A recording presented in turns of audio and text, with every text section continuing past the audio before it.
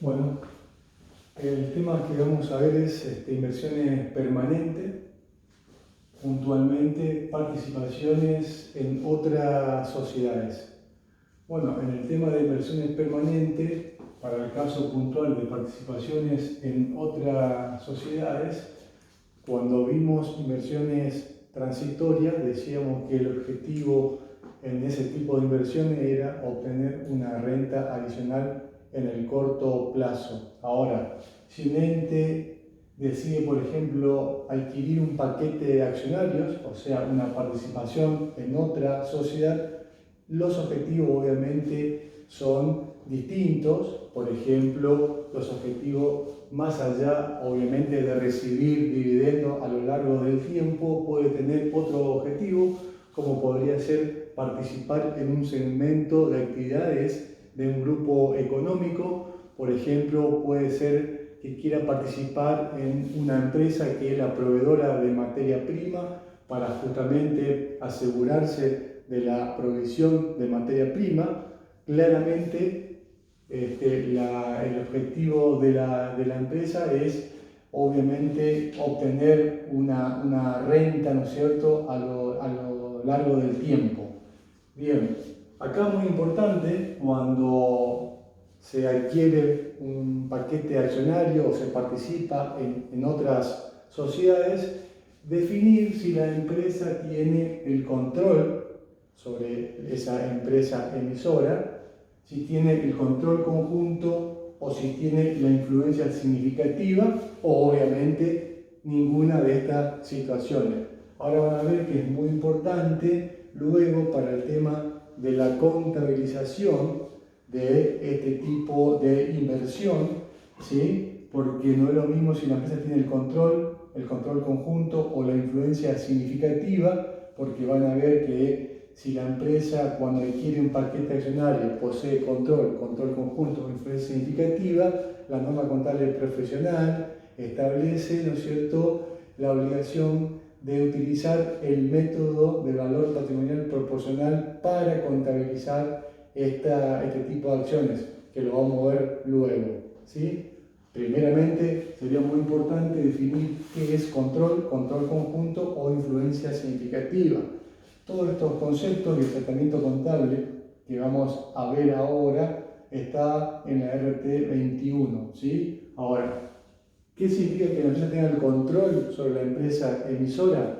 Control significa que la empresa tiene el poder de gobernar las políticas financieras y operativas de la empresa. Repito, control significa que la empresa tiene el poder de gobernar las políticas y operativas de una entidad, obviamente en beneficio de sus actividades. Control conjunto es cuando todos los socios se ponen de acuerdo para compartir ese poder, o cuando algunos socios, a través de un acuerdo escrito, ¿sí?, tienen ese poder de gobernar sobre las políticas financieras y operativas de la empresa. Influencia significativa es cuando la empresa tiene no el poder de gobernar las decisiones o las políticas financieras y operativas de la empresa, sino que la empresa puede influir justamente en las decisiones, ya sea operativas y financieras de una entidad, ¿sí?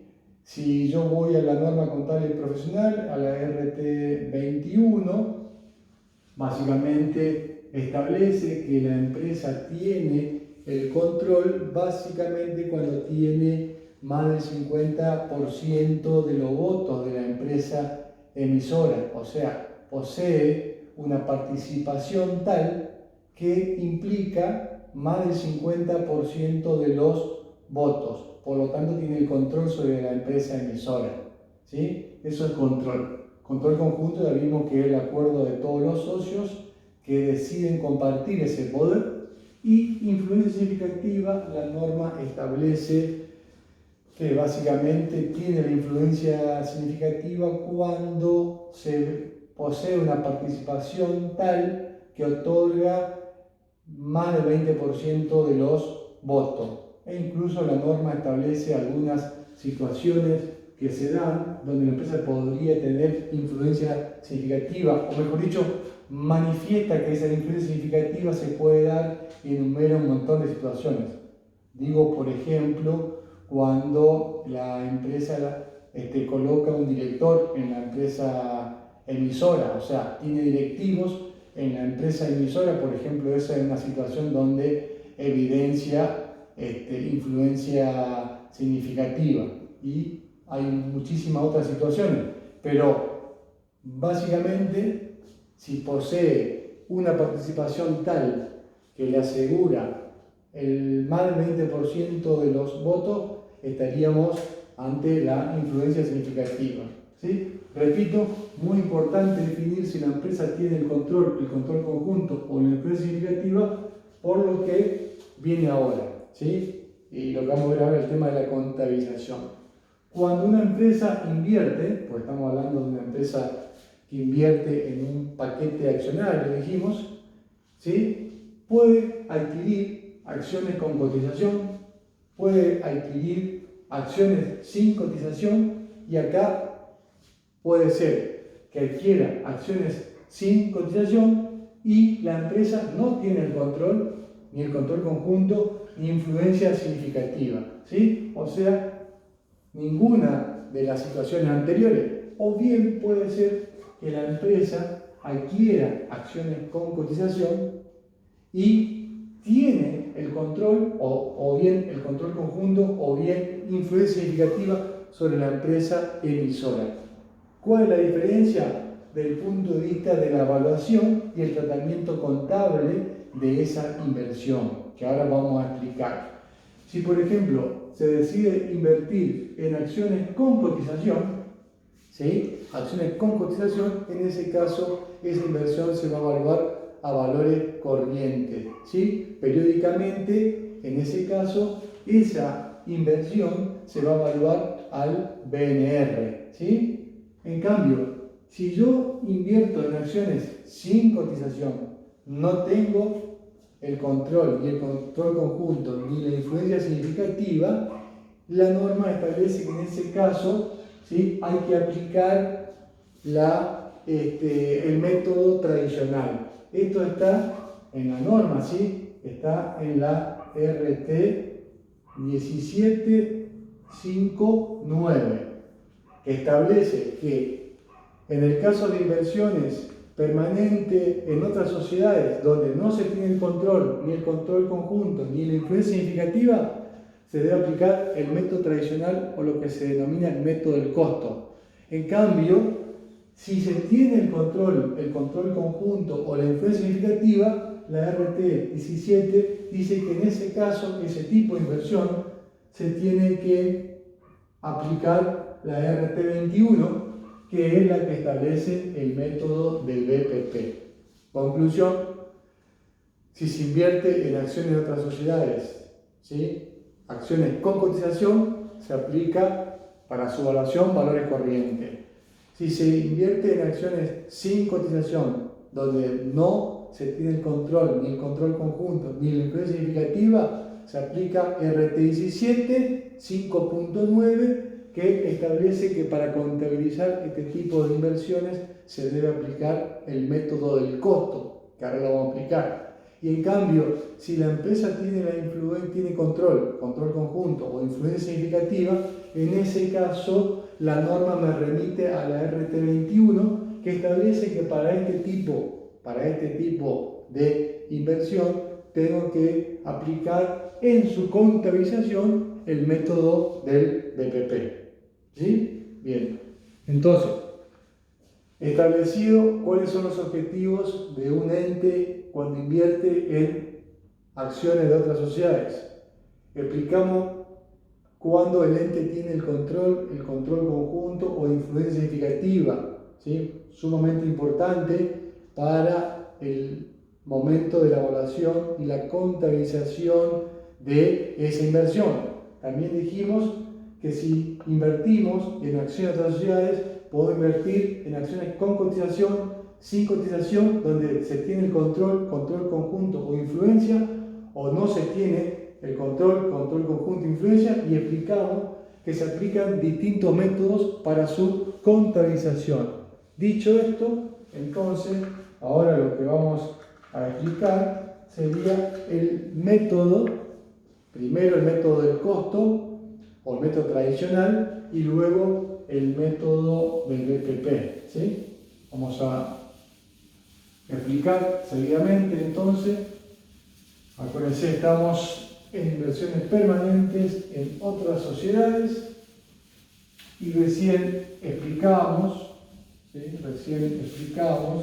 que puede ser que la empresa, por ejemplo, la empresa inversora, yo estoy acá siempre desde el punto de vista de la inversora, tengo una empresa que invierte, ¿sí?, en acciones de otra sociedad, y se podía dar entonces que esa inversión en acciones de otra sociedad sea en acciones, ¿sí?, dijimos, que no cotizan en bolsa,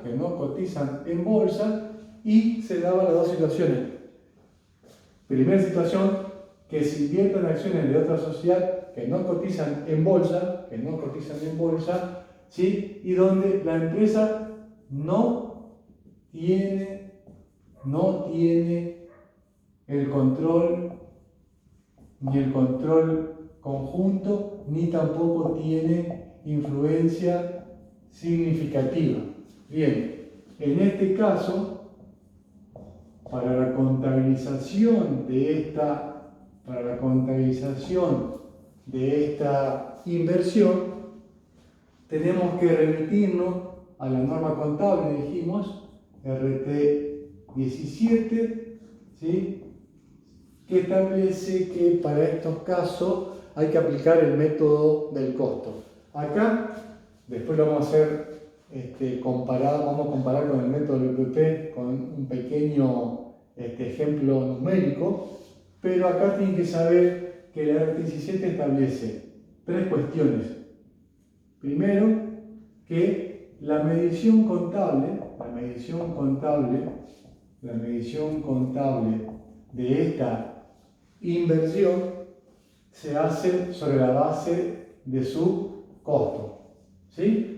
Yo invierto en acciones de otra sociedad, supongamos que yo compro el paquete accionario de una empresa, ¿sí? Ahora vamos a hacer un ejemplo, supongamos que yo compro el 40% del paquete accionario de una empresa, ¿sí? Bueno, 40% gastaríamos en influencia significativa. Compro un paquete accionario menos del 20%, ¿sí?, para que ustedes no se confundan, entonces yo tengo que aplicar el método del costo. Compro por 300.000 pesos, ¿sí?, la participación accionaria, el valor de costo de la inversión va a ser de 300.000 pesos. Ese es el costo. Y en principio en este método, si yo pagué 300.000 pesos por el costo de esa inversión, en la contabilidad esa inversión debería quedar a ese valor. Esa es la idea, que quede medido a su costo. Bien, segundo, la norma establece, ¿sí?, que en este caso los dividendos declarados, los dividendos devengados y declarados, o mejor dicho, perdón, los dividendos, ¿sí?, devengados y declarados por, obviamente, la empresa emisora, ¿sí?, se deben reconocer, estamos hablando siempre en la empresa inversora, se deben reconocer en el momento justamente de su declaración, cuando son declarados, ¿sí?, al momento de la declaración de esos dividendos, ¿sí?, cuando se declaran esos dividendos, se los tiene que reconocer en la empresa inversora. Y acá hace una aclaración. Puede ser que esos dividendos devengados, reconocidos, provengan, ¿sí?, que esos dividendos, ¿sí?, provengan de resultados que sean anteriores a la adquisición de la participación por parte de la empresa. ¿Qué quiere decir esto? Puede ser que yo haya comprado, no sé, en febrero del 2019, ¿sí?, un paquete accionario, y en marzo la empresa emisora declara dividendo correspondiente a resultados anteriores a la fecha de adquisición, o sea, dividendos que fueron generados por resultados anteriores a la fecha de adquisición. En ese caso, la norma establece que esos dividendos en la empresa inversora se deben reconocer a través de, o básicamente como una deducción de la inversión. Tiene que deducir a la inversión. Ahora, para el resto de los casos, en los restantes casos, que es lo más común, o sea, a partir de que yo adquirí el paquete accionario, a partir de ahí la empresa emisora empieza a declarar dividendos sobre resultados posteriores, esos dividendos se imputan dentro de los resultados de la empresa, ¿sí?, inversora. Y por último, cualquier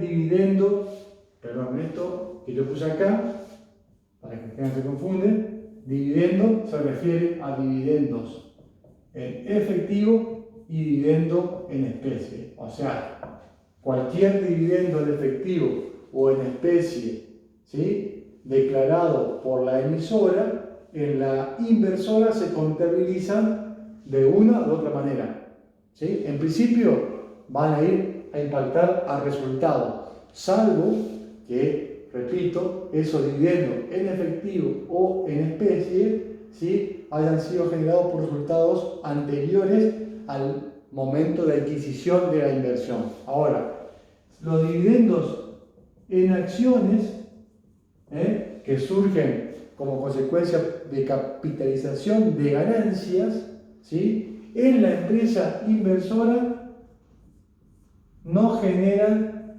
modificación en la medición contable, de esa inversión. A ver, si yo adquirí acciones por 300.000, en la contabilidad la inversión, o sea, en el activo, va a quedar evaluado al costo. Si hay dividendo en efectivo o en especie, generados por resultados posteriores al momento de la adquisición, cuando se asignen esos dividendos, en la contabilidad de la inversora tampoco va a modificar el costo, porque lo que voy a hacer es dividendos a cobrar a resultados, ¿sí? Resultados. Va a ir a impactar a resultados. Y si hay dividendo de acciones, que hay una operación permutativa dentro de la empresa emisora, no impacta en la contabilización de la inversora. La inversora tampoco va a tener que generar ninguna registración porque su medición contable sigue quedando al costo. Esto es lo que se conoce como método del costo más dividendo, ¿sí?, que supuestamente es criticado porque se rige por lo percibido, porque cuando yo adquiero un paquete accionario, en la contabilidad la inversión queda al costo, va a permanecer el costo, ¿sí?, hasta el momento cuando registre la venta de ese costo, y cuando cuando la emisora genera resultado, la empresa se apropia de ese resultado. Únicamente se apropia de los dividendos cuando efectivamente declara, ¿sí?, la emisora declara y distribuye dividendos. Si no, en la contabilidad de esta de la inversora va a quedar siempre la evaluación al costo y únicamente va a reconocer el resultado cuando haya dividendo en efectivo o en especie, repito, que sean efectivamente declarados y asignados por asamblea. ¿Sí? Bien, todo esto que expliqué acá, si yo vuelvo a repetir, tengo que aplicar, en este caso, lo que expliqué recién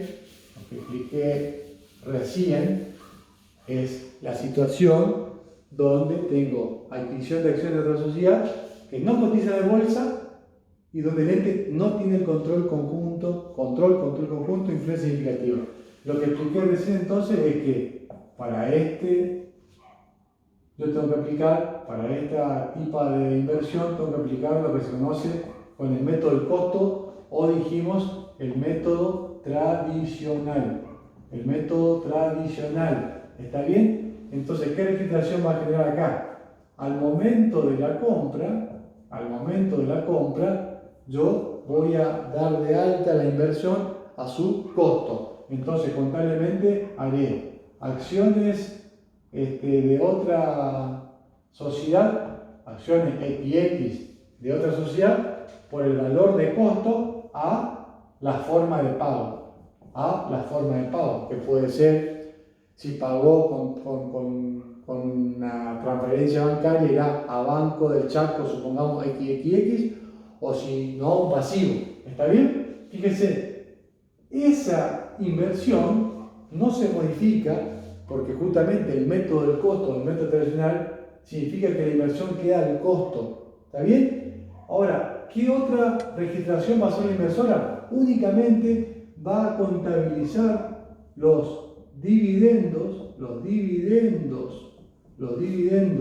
en efectivo o en especie que declare la empresa emisora al momento del que lo asigne. O sea, supongamos que la emisora tuvo ganancia en el ejercicio, que aumentó su patrimonio, esto no afecta en nada en este método.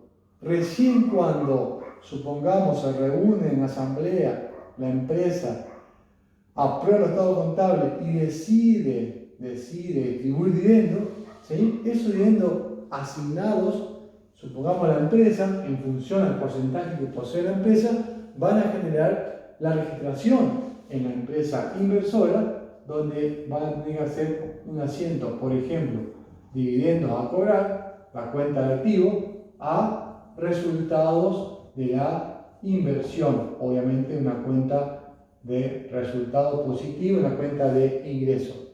Fíjese que es lo que yo le decía, por eso es que se denomina el método del costo más dividendo. La inversión queda medida a su costo y cuando la emisora asigna, distribuye dividendos en efectivo o en especie, va a generar el reconocimiento de ese resultado. Acá sería una cuenta de ingreso para que no se confundan. ¿Está bien? Y siempre la contabilidad va a quedar la acción a su costo. Un tercer momento podríamos decir, supongamos que hay una venta de la participación societaria. Cuando hay una venta, hacen el asiento de venta, como ustedes lo conocen, y hacen dos asientos, y hacen el costo de venta. ¿Está bien? El costo de venta van a ser costo de venta. ¿Cuál va a ser el valor? Y el valor del costo de la inversión. Hace el costo de venta a acciones, otras, sociedad, etcétera, etcétera. O sea, dan de baja la inversión, eso representa su costo. Y si hacen la venta, bueno, como cualquier asiento de venta, debitarán la cuenta, ¿sí? Deudores por venta, caja, si se cobró, a venta. ¿Está bien? Pero por eso es que se denomina el método del costo, la inversión se mide a su costo, más dividendo. Si la empresa emisora no distribuye dividendo, no va a dar lugar a ninguna registración, solamente va a quedar reflejado el asiento del costo. Y bueno, si hay una venta, no hay ningún secreto como la venta de cualquier bien. Hacen un asiento de venta y hacen un asiento de costo de venta. ¿Estamos? Bien.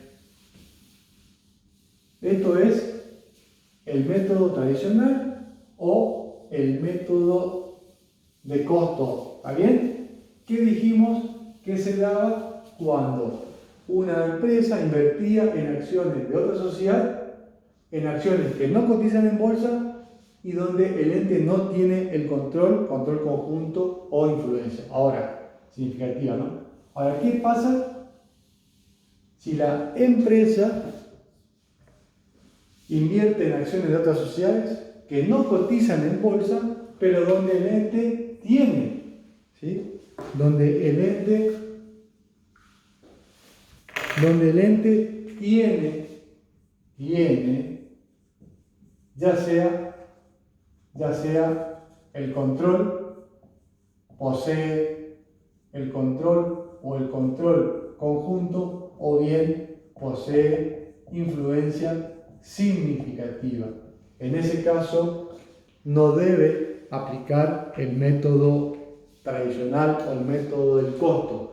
En este caso, si se da esta situación, la RT 17 me remite a la RT 21, donde establece que para este caso se debe aplicar el método del BPP.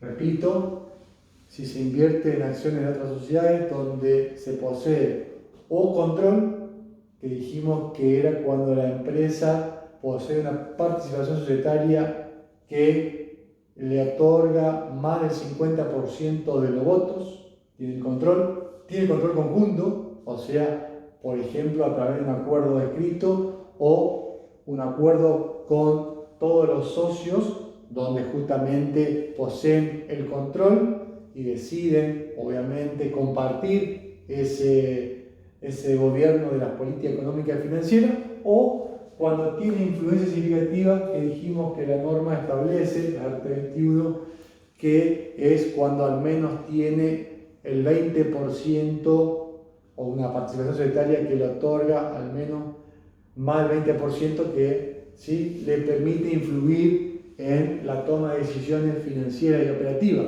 Si se da esta situación, hay que aplicar lo que se conoce como el método del BPP.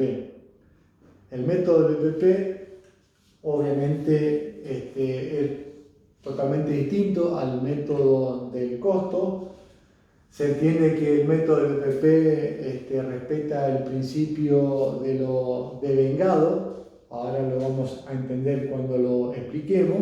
Y como les decía, el método del BPP está en la RT 21, que establece una serie de pautas. Bueno, en primer lugar, como dijimos, se debe aplicar el método del BPP cuando una empresa, ¿no es cierto?, invierte en acciones de otra sociedad y donde, dijimos, la empresa tiene, en primer lugar, tiene el control conjunto o influencia significativa. Incluso la norma aclara que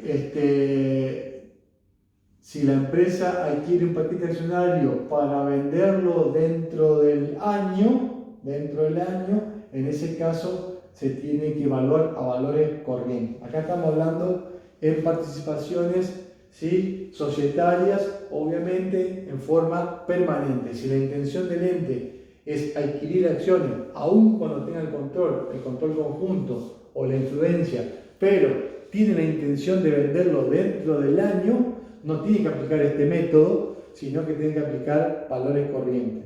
Conclusión: primero, solamente debe aplicar el método del BPP cuando tiene intenciones de permanencia y el ente tiene control conjunto o tiene influencia significativa. ¿Sí? ¿Estamos? Bien. Después también la norma aclara el caso que se puede plantear o el caso que se da en la discontinuidad. O sea, cuando la empresa, por ejemplo, efectúe venta de su participación accionaria, o en donde aparezcan factores que determinen la inexistencia de alguna de estas situaciones, en ese caso, del momento mismo donde se detectan esos factores que hacen que la empresa ya no tenga más ni el control o el control conjunto o la influencia significativa, la norma establece que hay que discontinuar con este método, hay que discontinuar y aplicar el método tradicional. A ver, ¿qué quiere decir esto? Una empresa adquiere un paquete accionario, tiene influencia significativa, debe aplicar el método del BPP. Pero si después, por alguna circunstancia, por ejemplo, efectúa una venta del paquete accionario donde deja de tener la influencia significativa, a partir de ese momento hay que hacer una registración, ¿sí? Y a partir de ese momento discontinuar con el método del BPP y aplicar el método tradicional. También acá es muy importante que cuando se aplica el método del BPP, obviamente yo tengo la empresa a la cual me estoy refiriendo y estoy viendo la condición de la empresa inversora, pero acuérdense que también hay obviamente una empresa emisora. La RT21 establece que para contabilizar este tipo de participaciones societarias hay algunas cuestiones a tener en cuenta. En primer lugar, si la empresa inversora tiene el control o el control conjunto sobre la empresa emisora, repito, si la empresa inversora tiene el control conjunto sobre la emisora, la empresa emisora, cuando elabora su estado contable, debe aplicar las mismas normas contables que la inversora. Repito, si la empresa inversora tiene el control conjunto sobre la emisora tiene que preparar los estados contables con la misma norma contable de la inversora. Ahora, si la inversora tiene solamente influencia significativa sobre la emisora, en ese caso la norma establece que ambas empresas deberían aplicar las mismas normas contables o deberían aplicar las normas contables vigentes. ¿Sí? Otra cosa muy importante, porque para que la inversora pueda ir contabilizando este método de BPP que lo vamos a explicar ahora, también necesita obviamente de los estados contables de la emisora. Bien, otra cosa importante que establece la norma es con respecto a la fecha de cierre de los ejercicios de la inversora y de la emisora. ¿Sí? Si se aplica este método, el método del BPP, en principio la empresa inversora y la empresa emisora deberían tener la misma fecha de cierre. Pero la RT21 permite, ¿sí?, de que pueda haber una diferencia o que ambas empresas no tengan la misma fecha de cierre y que la empresa inversora, cuando tenga que evaluar su inversión, utilice los estados contables de la emisora, siempre y cuando no haya una diferencia entre la fecha de cierre de 3 meses, ¿sí?, y siempre y cuando la fecha de cierre de la emisora sea anterior. ¿Qué significa esto? Que cuando la empresa inversora tenga que evaluar su inversión, va a requerir los estados contables de la emisora. Si los dos tienen la misma fecha de cierre, no va a haber ningún problema y se va a apropiar de lo que tenga que apropiarse, que ahora vamos a aplicar la inversora. El problema es cuando no tienen la misma fecha de cierre. Escuchen, si por ejemplo la empresa emisora cierra en septiembre y la fecha inversora en diciembre, la norma permite que utilicemos los estados contables de la emisora que cerraron en septiembre, ¿sí? Porque está dentro de los 3 meses, ¿sí? Está dentro de los 3 meses y siempre que la emisora sea una fecha anterior. Ahora, si supongamos que la emisora cierra en junio y la inversora cierra en diciembre, cuando tenga que evaluar su inversión la inversora, ese estado contable de la inversora no le va a servir. Lo que la norma contable profesional exige es que la empresa emisora, en ese caso, como la fecha de cierre es anterior a un plazo mayor de 3 meses, en ese caso la emisora va a tener que hacer un balance especial. O sea, la inversora le debe exigir a la emisora para contabilizar su inversión un balance especial, o sea, estados contables especiales. ¿Sí? ¿Se entiende entonces? Bien, aclarado estas cuestiones que están previstas en la norma, vamos a explicar cómo sería propiamente dicho la contabilización del método del BPP. ¿Cómo sería la contabilización del método del BPP? ¿Sí? ¿Cómo sería la contabilización? ¿Estamos? ¿Cómo sería la contabilización en el método, dijimos, en el método del BPP? Que obviamente a esta altura se habrán dado cuenta, y vale la pena aclarar, que el BPP no es lo mismo que el método del BPP. O sea, generalmente para nosotros cuando vimos valores corrientes en general, hablábamos de un criterio de evaluación que era el BPP. ¿Está bien?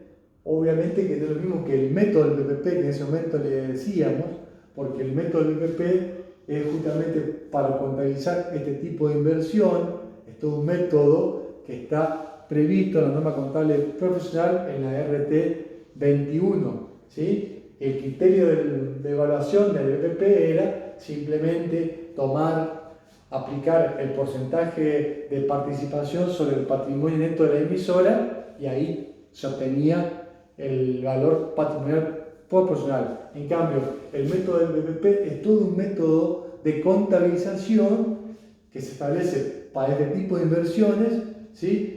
de todo el proceso, durante, o sea, al momento de la compra de la inversión, en la tenencia de la inversión, en la distribución o en la evaluación del patrimonio de la emisora. O sea, es todo un método que está previsto en la RT, ¿sí? 21. ¿Está bien? Bien. ¿Cómo sería el método del BPP? ¿Cómo se aplicaría el método del BPP en una inversión de este tipo, dijimos? Bien. Primero tenemos el momento de la compra. Recuerden que en el método tradicional iba directamente al valor del costo y permanecía al valor de costo, y únicamente después la empresa podía reconocer los resultados de los dividendos en efectivo en especie que se vengaban. Acá la cuestión es totalmente distinta. Este método respeta el principio de lo vengado, y lo que tiene que hacer la empresa inversora siempre es mantener el porcentaje de participación que tiene sobre el patrimonio neto de la emisora. ¿Sí? Este método establece esto, que en todo momento la empresa inversora refleje en su contabilidad el porcentaje de participación que tiene sobre el patrimonio neto de la emisora. Bien, esto quiere decir que, ahora vamos a ver, que cuando hay movimientos en el patrimonio neto de la emisora, o sea, cuando se modifica el patrimonio neto de la emisora, eso impacta en la inversión, ¿sí? Que ahora vamos a ver. Bien, al momento de la compra, en el reconocimiento de la medición contable de la inversión, en primer lugar, como decíamos, nosotros tenemos que tener los activos y los pasivos identificados. Hay que tener, mejor dicho, hay que trabajar sobre los activos y los pasivos de la empresa emisora. O sea, yo tengo que tener el patrimonio neto de la empresa emisora para poder contabilizar la inversión, ¿no es cierto?, en la inversora. Bien, ¿qué quiere decir esto? que yo voy a tener que tener el patrimonio neto de la empresa emisora, ¿sí? El patrimonio neto de la inversora, que está compuesto obviamente por el activo menos el patrimonio.